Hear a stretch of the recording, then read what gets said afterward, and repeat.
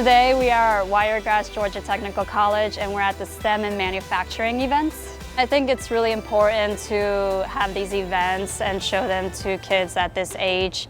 So once they graduate high school and they don't really know what to do, we can kind of show them, hey, there's like all these different things that you can do.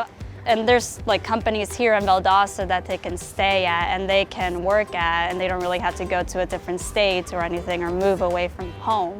I think this is so important. It's probably more important than anything else that we do because it actually gives them the opportunity to see firsthand what the programs offer and what the words mean. You know, we have special speakers and we go over things in classrooms and we have advisement videos, but this is where they actually get to try different things and see what they're interested in.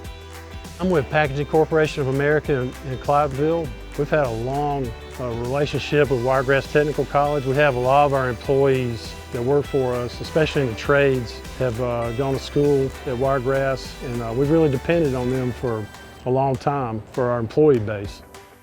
This is the best event for females to get exposed to non-traditional careers because we might talk about what the careers are that are non-traditional, but this shows them and it's going to spark their interest, and to me it just gives them the possibilities of being involved in doing mechanical work or the mechatronics or the welding, things that they may have never even thought about before that they can really enjoy and have a great career for their future.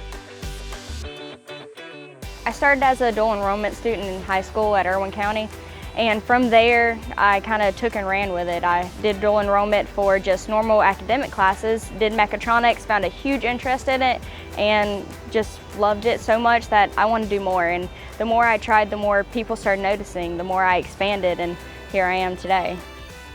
The students, when they leave here, are so excited, and it's like, oh, I love this, and they're talking about it for days. So I know it's planting some great seeds of what they could possibly do in the future.